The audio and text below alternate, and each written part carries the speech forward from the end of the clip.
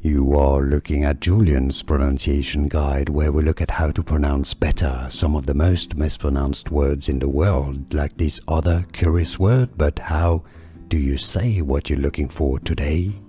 We are looking at how to pronounce the name of this Mexican beer, as well as how to say more interesting but often confusing beer brand names that many get wrong, so make sure to stay tuned to the channel. This means 2 X's in Spanish, twice the letter X. Yes, that's the symbol of the beer.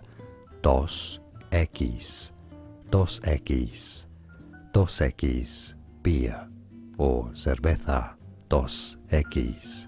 And now you know. Here are more videos on how to pronounce more confusing words and names too many mispronounced. Like this video if you found it useful. I appreciate your support. I'll see you soon and thanks for watching.